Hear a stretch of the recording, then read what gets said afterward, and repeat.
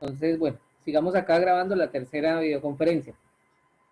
Por favor, no se nos olvide el módulo, ¿sí? Yo pensé que cuando había dicho que empezamos mal era por el ejercicio, porque hemos empezado directamente un ejercicio y como para sacarle el cuerpo a la teoría, no. Lo que pasa es que en estos encuentros, como son cortos, ¿sí? Y es tanto el tema, entonces, en un ejemplo lo que yo busco es tratar de explicar de una manera general para que ustedes lo lleven directamente a la práctica. Porque si yo me voy al solo concepto de estadística, podríamos demorarnos muchísimo tiempo, ¿sí? O por ejemplo esa pregunta interesante de Edwin, digamos si es observable, no observable, si es medible, cuantificable y viceversa, ¿sí? Por ejemplo, un fenómeno psicológico, ¿cómo podría ser cuantificable? Y pues, por ejemplo, medir la actitud de una persona es complicado. Ahora imaginen, por ejemplo, generalizar. ¿Sí? Por decir algo, mirar que en esta pandemia, ¿sí? Los estudiantes se han desmotivado demasiado, pero resulta que hay excepciones, hay estudiantes que les ha gustado, ¿sí? ¿Por qué? Porque de pronto o aprenden más porque les gusta mucho consultar, mucho un autoaprendizaje y porque pueden mejor su tiempo lo pueden medir de una manera mejor, ¿sí? Porque ya no tienen que desplazarse hasta la universidad, ya ustedes prácticamente pueden hacerlo desde su casa, comparten más tiempo con su familia, ¿sí? Hay muchas cosas que si yo voy a medir, por ejemplo, la actitud de los que ahorita están, digámoslo, de acuerdo o conforme con lo que estamos trabajando, ¿sí? Va a ser muy difícil de precisar dentro de un dato numérico. Entonces, ahí como dando un poquito de claridad. Pero, pues, continuando con lo que estaba diciendo de Alexander, por favor no olvidemos el módulo, ¿sí? El módulo es nuestra fuente para leer algunos conceptos, pero hay algunas cositas que son muy interesantes que no están en el módulo y que yo miro, las comparto en WhatsApp y las comparto también en la plataforma Moodle. ¿Listos? Bueno, entonces, bueno, ahora sí ya creo que está la mayoría. Es que esta explicación en matemáticas, pues es mejor que la vean todos. Con eso entendemos, se van a dar cuenta que esto es muy sencillo, pero muy necesario, es muy importante. O sea, sería el colmo, por decir algo, eh, respecto a esa pregunta de que por qué los ingenieros de sistemas deben tener conocimientos de estadística, pues porque que necesiten presentar un informe y no sepan hallar un promedio, ¿sí? No sepan hallar una media aritmética. Y por ejemplo, y nos vamos a encontrar con ejemplos que uno creyera que simplemente es sumar los datos y dividir por el número de ellos y se acabó, y resulta que eso no es así, ¿sí? Hay veces nos puede jugar una mala pasada porque los datos pueden fluctuar entre ellos y se pueden presentar muchas cosas que se dispersan, ¿sí? Entonces, volviendo al ejemplo del estudiante que está de acuerdo con la virtualidad o que se ha sentido más, eh, digámoslo, más acorde, más acoplado a la virtualidad. Porque, por ejemplo, algo personal, cuando yo hice la especialización, yo viajaba a Bogotá, ¿sí? Y pues llegaba aquí el lunes vuelto nada, ¿sí? Ya la maestría y lo que estoy haciendo ahorita, lo que estoy estudiando es virtual, entonces ya el tiempo lo mido muchísimo mejor, ¿sí? Y en lugar de, por ejemplo, esos desplazamientos y trasnochado y devuélvame, ¿sí? Pues yo los aprovecho en mi casita para estudiar, porque pues en sí uno lo que tiene es que aprender es uno mismo, ¿sí? O sea, buscar la información que hoy en día es muy fácil. Cuando yo estudié mi pregrado, le tocaba a uno como un ratón de biblioteca con 10 libros en la maleta, ¿cierto? Porque para sacarle fotocopia a todo ese mundo de información era mucha plata uno, y dos, que no encontraba uno, sino por ejemplo 20 páginas de un libro, 20 páginas del otro, y cargue libros y no estaban en internet, ¿sí? Y por eso es que algunos parciales que yo de pronto les he hecho, pues es de esos libros que no han sido digitalizados todavía. Entonces, o no, ya es difícil de que sean digitalizados. Entonces, hoy en día información se consigue. Entonces, ya pues para terminar lo que les estaba diciendo, medir la actitud de una persona, ¿sí? De un individuo o de un grupo es por medio de test, ¿sí? Que es como lo que hacen los psicólogos, los sociólogos, los educadores, pero esos test no me dan la misma validez que cuando estamos hablando de un estudio descriptivo o un estudio estadístico, ¿sí? Ahí ya es diferente, porque ahí ya cuantificamos, que es lo que se llama cuantificar, o sea, volver algo, entre comillas, abstracto, volverlo una medida, algo numérico, ¿sí? Algo tangible. Entonces, cuando llegamos a eso, pues ya podemos dar una priorización de decisiones, ¿sí? Pero bueno, sigamos con nuestro ejercicio, muchachos. Entonces, digamos acá compartiendo pantalla. Entonces, vamos acá con el servicio de cafetería. Veré, borramos acá. Damos la cámara y listos. Y empecemos a grabar. Creo que no estoy... Ah, no, ya estoy grabando. Listo. Entonces, estábamos acá en la Uniremington, quiere hacer un estudio estadístico sobre el servicio de la cafetería. Se debe organizar la información en 4 intervalos, ¿cierto? Eso fue lo único que le doy. Y analizar si es bueno, malo o regular el servicio de cafetería.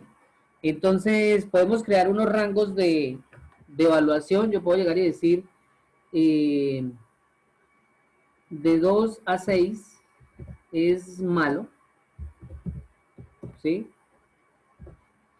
Podemos llegar y decir de 6,1 a 8 es bueno, ¿sí?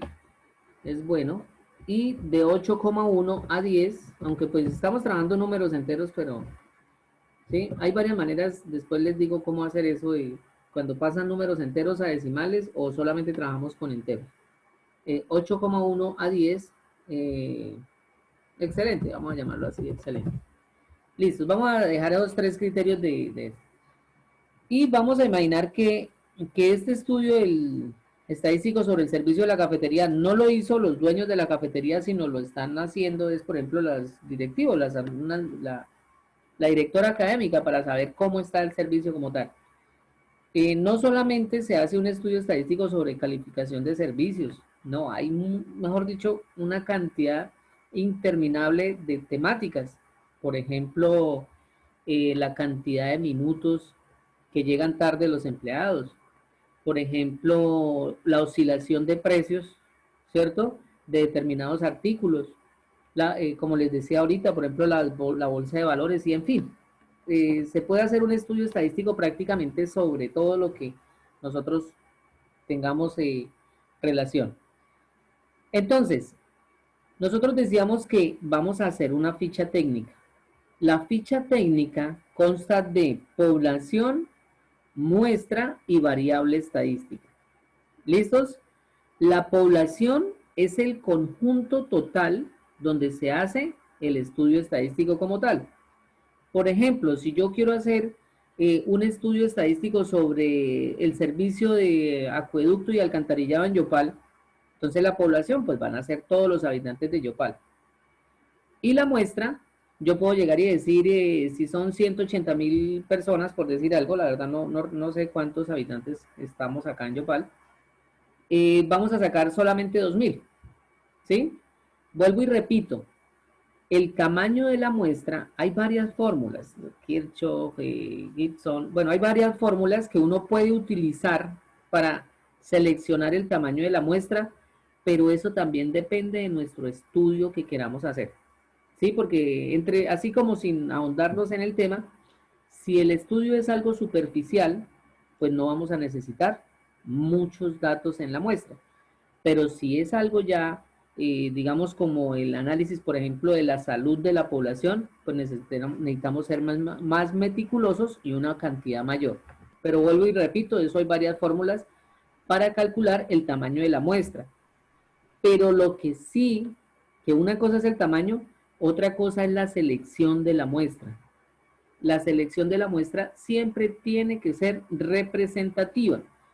Es decir, que la muestra represente la población, que no se nos escape algún detallito que pueda fluctuar o dañar nuestro estudio estadístico, ¿sí? Entonces, yo les decía, podríamos mirar, por ejemplo, el género, si son masculinos, si es masculino o femenino, podríamos mirar qué carreras son, de qué semestre, también podríamos fijar la edad, ¿cierto? Si trabaja, no trabaja, eh, muchas variables que dependiendo del propósito con el que se hace, ojo, estoy hablando de propósito, no objetivo, sino del propósito que se hace el estudio estadístico, pues ahí vamos a analizar cómo seleccionamos esa muestra. ¿Listos? Variable estadística también hace parte de la ficha técnica y en este caso, como el servicio de la cafetería se expresa en números, entonces es una variable cuantitativa. ¿Claro? Y como los números no son decimales, se llama cuantitativa discreta. Si aquí fuera, por ejemplo, 4,3, 6,2, 5,1, sería variable cuantitativa continua. Ahora, si yo estuviera haciendo un estudio estadístico cualitativo, ¿sí? Cuantitativo, números, cualitativo, cualidades, podría ser, por ejemplo, sobre el color de ojos, como les decía ahorita, nacionalidad, estado civil, género, ¿sí? Esas son las variables cualitativas como tal. Bueno, y esta parte que estamos haciendo acá, dato mayor, dato menor, número de intervalos y amplitud del intervalo, que era lo que me preguntaba ahorita Gabriel, es lo que vamos a hacer porque es que vamos a organizar esta información en una tabla de frecuencias. ¿Listos? Y entonces, estos datos son lo que calificaron o evaluaron los estudiantes el servicio de la cafetería. ¿Sí? Y ahora vamos a hacer nuestra tabla de frecuencias. Voy a colocar acá lo que significa cada uno. Y entonces aquí vamos a colocar intervalos y vamos a dejar acá Y mayúscula y menos 1. ¿Sí? Y vamos a dejar aquí Y mayúscula sub I. Entonces, vamos a dejar por acá. ¿Qué significa Y mayúscula y sub 1? Y mayúscula y sub menos 1. Ah, y algo importante que no les había dicho. No todos los textos de estadística manejan la misma notación, pero las fórmulas sí son iguales. Es decir, en algunos textos ustedes encuentran, como vamos a ver ahorita, la frecuencia absoluta simple, ¿sí? La encuentran por F sub I. Y a mí me gusta pues la estadística que tiende al cálculo y esa la vamos a llamar N minúscula sub I. Es decir, las letras pueden cambiar, pero los conceptos y las fórmulas no. Si yo estoy hablando de intervalos, yo lo puedo llamar a este aquí X sub I menos 1 y X sub I. O Z sub I menos 1 y Z sub I. ¿Sí? Pero independientemente de la letra, esto es un intervalo. Entonces, Y menos 1 lo vamos a llamar como límite inferior del intervalo. ¿Listos? Ahora, y sub I lo vamos a llamar como límite superior del intervalo. ¿Listos? Límite superior del intervalo. Y aquí van a quedar los intervalos. Y vamos a armar esos intervalos, muchachos. Presten atención y se van a dar cuenta que esto es muy fácil y aquí van a entender cómo así, para qué sacamos esta amplitud del intervalo. Empezamos por el número más pequeñito. En este caso, el número más pequeño o el dato menor es 2. ¿Sí? Entonces colocamos aquí 2. ¿Sí? Le coloco un guión y luego le sumamos la amplitud del intervalo. ¿Que cuánto nos dio? 2. ¿De dónde salió este 2 que estoy señalando acá? De coger el dato mayor menos el dato menor y dividirlo en 4. ¿Sí? Nos dio 2. Entonces, este 2 es el dato menor. ¿Sí? Le sumamos 2 y aquí nos da 4. ¿Listos? Y Profe, ahí, qué pena. Cuéntame. El 8 no entiendo el 8 de dónde sale. Eso de amplitud del Sí, intervalo el 8. profe, yo tampoco. ¿Dato mayor es cuánto? 10. 10, sí. ¿Dato Y el menor? menor es 2, pero entonces 2, pero Es la entonces resta, no, es no. la resta de 10 y 8. Resta lejos 2, 10 menos 2 da 8. ¿Sí? Ah, ¿Claro? ya, ya. Mira, aquí está la fórmula, dato mayor menos dato menor. ¿Sí? 10 menos 2, siempre se restan esos dos y se divide por el número de intervalos. Vuelvo y repito, este número de intervalos está siempre en el enunciado. Si yo, por ejemplo, por decir algo, tengo mucha información, entonces yo veo prudente como estadista hacer 10 intervalos. Yo pongo el número de intervalos, ¿sí? Si yo veo que son poquitos datos, entonces yo hago por ahí 4 o 3 intervalos nada más. O si, por ejemplo, los datos están muy dispersos, ¿sí? O sea, tengo números muy pequeñitos y muy grandes, entonces yo veo viable hacer por lo menos unos 15, 20 intervalos. Entonces, eso depende, ¿listo? Esa M número de intervalos o está en el enunciado del problema, ¿cierto? O está a criterio del que está haciendo el estudio estadístico. ¿Listos? Ahora pasamos acá, pónganle cuidado, y coloco 4,1, ¿sí? Y a este 4 Sí. le sumo nuevamente 2. Por eso se llama amplitud del intervalo. Es como lo grande que es el intervalo. Y lo dejamos acá y eso sería 6. 6,1. Ahorita les digo por qué, de dónde sale ese 6,1, ese 4,1. Nuevamente le sumamos a este 6. ¿Le sumamos cuánto? 8. 2. Otro, Entonces eso nos daría 8. 8. Y aquí 8,1, ¿cierto? Y 10. le colocamos acá 10. ¿Listos? Y ya quedaron armados nuestros 4 intervalos. Miren, este es el primer intervalo, segundo intervalo, tercer intervalo y cuarto intervalo. ¿Listos? Entonces, siempre tiene que coincidir lo siguiente, ojo, que el dato menor inicie y el dato mayor culmine, termine los intervalos. Si por ejemplo yo llegué y dije acá que la amplitud del intervalo era 3, entonces aquí sería 2, 7, 10, 13, 16. Y voy y miro que 16 no es el dato mayor. Entonces, ojo, me quedó mal aquí el dato. Existe también la posibilidad, aquí esto me dio un número entero, pero existe que sea un número decimal. Cuando eso sucede, entonces aquí este coma 1 tengo que ser más estricto, ya sería 4,01. ¿Sí? Y se hace aquí el método de aproximación. Pero bueno, vamos a terminar este que es números enteros. Ahora vamos a hacer las frecuencias y vamos a empezar con la primera. Vamos a llamarla n minúscula sub i. ¿Sí? Esa n sub i la vamos a llamar como frecuencia absoluta simple. ¿Sí? Frecuencia absoluta simple. También llamada frecuencia de conteo. Y ahorita se van a dar cuenta cómo se saca. ¿Sí? Frecuencia de conteo. Profe, una pregunta. Esa N sub I también es la misma que se representa en otras tablas como FI. Sí, eso era lo que les decía ahorita, y mejor dicho, les iba a decir lo mismo. Sí, en algunas tablas se representa o se asigna como F sub I o F R sub I. ¿Listos? Nosotros la vamos a llamar N sub I y es la de conteo. ¿Y entonces por qué?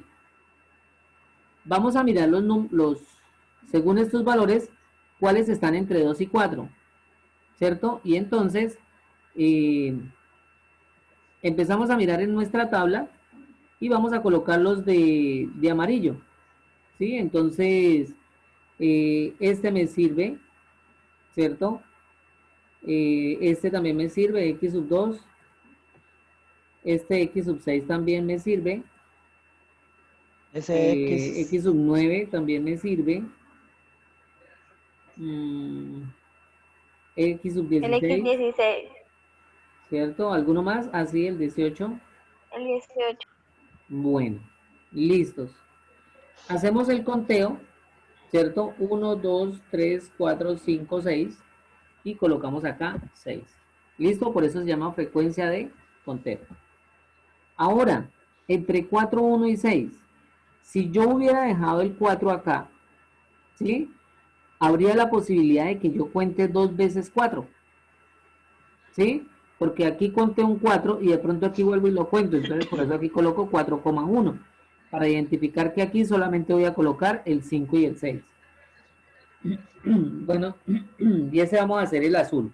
Entonces nos va a servir este, ¿cierto? X sub 11, el 5 y el 6, el X sub 3, también me sirve, El X sub 7, el X7, X sub 10 y X sub 17. X sub 17.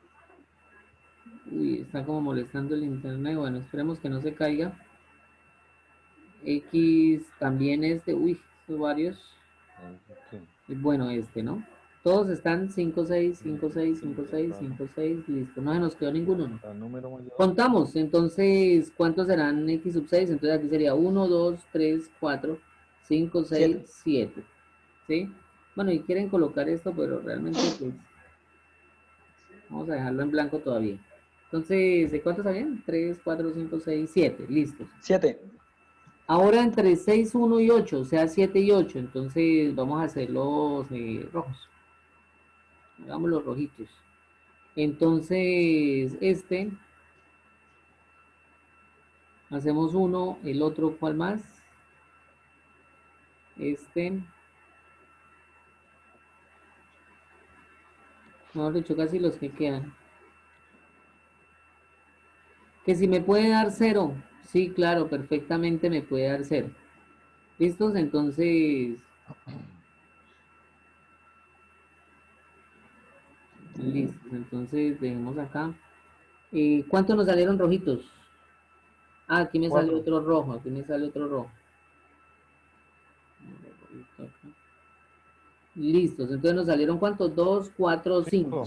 5. Listos. Y por último dejemos los blancos, entonces solamente quedan 2. Listos.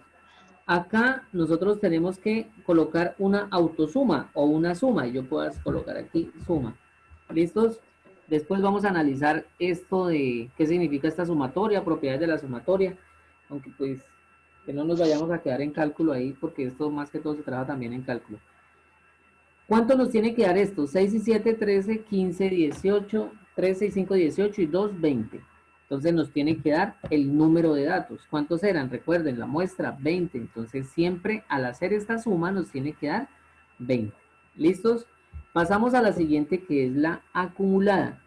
Entonces, n mayúscula sub i, y se va a llamar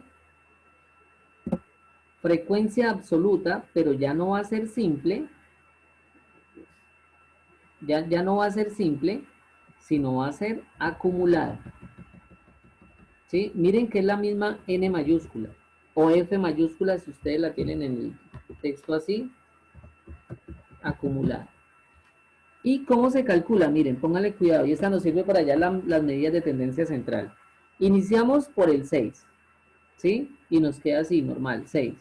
Sumamos 6 más 7 y colocamos aquí 3. 13 más 5 y vamos sumando. 18. 18 más 2, 20. Y ahí llegamos. ¿Listos? Esta sumatoria no hay necesidad de hacerla. Tenemos que verificar de que en efecto estos dos nos den 20. Y se llama frecuencia absoluta acumulada. ¿Listos? Ahora vamos a calcular una muy... Profe, toca corregir ahí el n mayúscula ahí en la frecuencia absoluta acumulada. Lo puso en minúscula. Ah, ya listo, gracias. Bueno, y este también tenemos que ponerlo minúscula. H minúscula. Listo, gracias. Bueno, entonces, listos. Bueno, H sub i, pónganle cuidado. Esa H sub i también es llamada porcentual y se llama frecuencia relativa simple. ¿Listos? ¿Cómo se calcula? Se hace una formulita pequeñita. N sub i dividido en n. ¿Listos? Entonces, frecuencia relativa simple. ¿Qué hacemos? Cogemos 6 y lo dividimos en 20. 13 lo dividimos en 20. 18, no, perdón, qué pena. 6, esta n minúscula, ¿sí? Esta n minúscula. Entonces, hagámoslo todo centradito. Listo, ahora sí.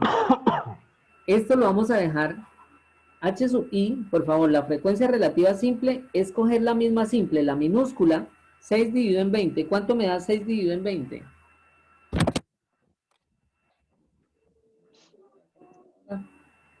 Entonces, 6 5. dividido en 20, 0.3. Se puede trabajar dos decimales, ¿cierto? 0.30. Luego cogemos 7 dividido en 20. 7 dividido en 20. Y esto nos da 0,35. Aquí como es Excel no me dejó el otro 0, pero bueno, ya ustedes saben que ahí van 0. 0,35. 5 dividido en 20. 0,25. 0.25. 0,25. Y por último, 2 dividido en 20, 0,1. Entonces da 0,1. Listos. Al hacer esta suma, ¿sí? ¿Cuánto nos tiene que dar? Nos tiene que dar 1. Recuerden que esta es la suma. ¿Listos? Que de pronto, cuando tengamos que aproximar acá, y por decir algo nos da 0,33, 0,34, así como vemos en métodos numéricos, pues hacemos el método de aproximación, no con los decimales, sino no con las décimas, sino con las centésimas, con el segundo. ¿Sí? Podemos sacar el segundo y aproximamos. Y ahí podemos hacer un valor exacto. Que si aquí nos da 0,99 o 0,9, entonces le aproximamos a alguno de los datos. Eso no hay ninguna repercusión, no nos va a dañar la toma de decisiones. ¿Listo? H mayúscula sub I. Pónganle cuidado cómo se calcula y cómo se llama. Entonces, H sub I es igual frecuencia relativa acumulada. ¿Sí? Entonces, ¿cómo se calcula? Pues así como hicimos esta acumulada, esta también la vamos a hacer así. 0,3, iniciamos con el primer dato. Sumamos más 0,35 y eso sería 0,65. Luego, 0,65 más 25 sería 0,90. ¿Sí? 0,90. ¿Sí? 0,9 nos va a dejar. Y 0,9 más 1 más 0,1, entonces nos daría 1. Y esa sería la frecuencia relativa acumulada. ¿Listos? Ahora, por último, vamos a dejarlo ahí. Esta que pues ya todos conocemos se llama la frecuencia porcentual.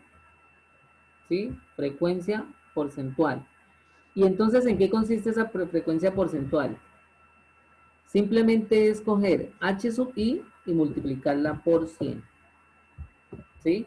Por esto esta H sub I también se puede llamar porcentual, sino que aquí nos da el valor exacto. Entonces aquí sería 0,3 por 30, por 100 nos da 30. Aquí nos da 0,35 por 100, nos daría 35.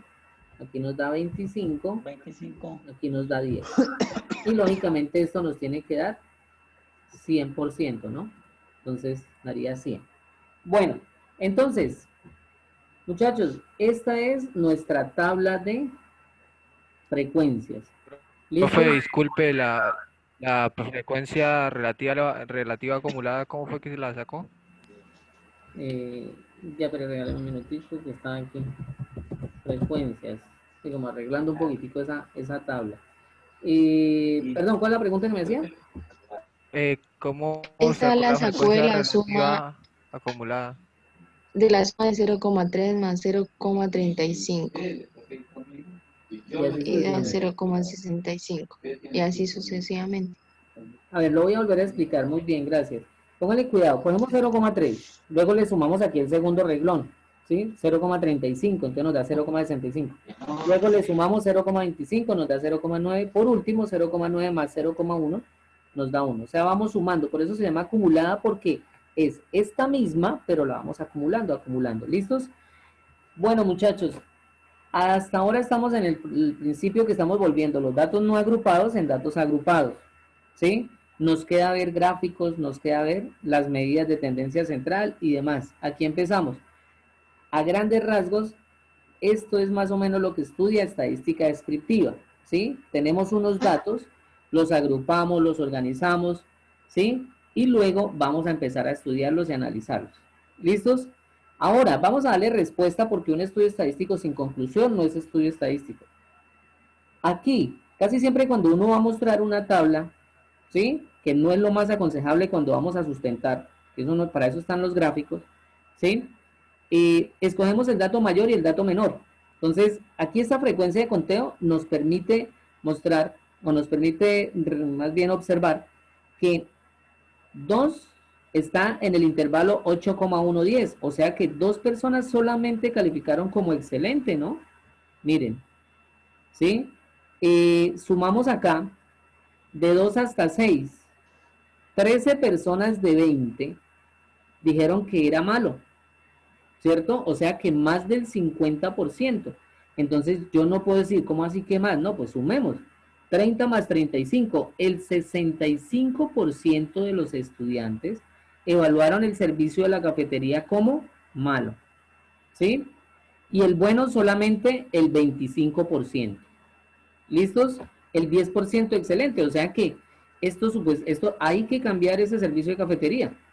Por ejemplo, es curioso cuando uno lee por ahí así cositas que le atraviesan a uno, que supuestamente cuando uno, esos servicios de telecomunicaciones como Claro y demás, tienen unos índices altísimos de evaluación.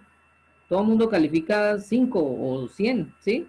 Pero es porque los que califican son los que se aguantaron una hora, los que si hicieran ese estudio estadístico sobre los que uno cuelga porque después de llevar 15 minutos y nada, pues yo creo que esas estadísticas dirían todo lo contrario. Pero bueno, lo que quiero decir es que un servicio siempre tiene que estar en excelente para que funcione, ¿sí? Ya que maquillen las estadísticas, pues es otra cosa. Yo puedo hacer también análisis de frecuencias. Por ejemplo, yo puedo coger n sub 2, vamos a hacer aunque sea una, n sub 2, n minúscula sub 2, ¿sí? Y yo llego y cojo n, ¿quién es n? Frecuencia absoluta simple. 1, 2, y yo digo, 7 estudiantes evaluaron el servicio entre 4,1 y 6, ¿sí? Y ese es un análisis de frecuencia. Vuelvo y repito, muchachos, uno siempre expone o casi busca exponer los datos más relevantes, que para el caso es el mayor y el dato menor, ¿sí? Cuando ustedes vayan a sustentar, nunca presenten solamente una tabla, porque eso no lo entienden, de 100 personas lo entienden 10, ¿sí? Es muy harto, me disculpan la expresión, ver un poco de números ahí organizados, ¿sí? Es la idea siempre estar en gráficos, ¿sí? Entonces, cuando tengan que sustentar algo, pues la tablita, pero al lado del gráfico para que les quede hasta a ustedes más fácil sustentar. Bueno, muchachos, hasta aquí, dejemos acá la próxima tutoría, partimos de acá para representar gráficamente, para hallar medidas de tendencia central y demás. Entonces, el taller 1 yo lo subo de hoy en 8, esta semana por favor lean el módulo y por ahí terminen lo de la prueba diagnóstica, ¿les parece? Sí, profe. Profe, una preguntita. ¿Este video sumersión te la va a subir al Q10 o al módulo? A Moodle. Uniremington, ya subí los dos anteriores ahí. ¿Listo? Listo, profe. Listo. Siempre son los segundos links de cada, o cómo. Sí, en la parte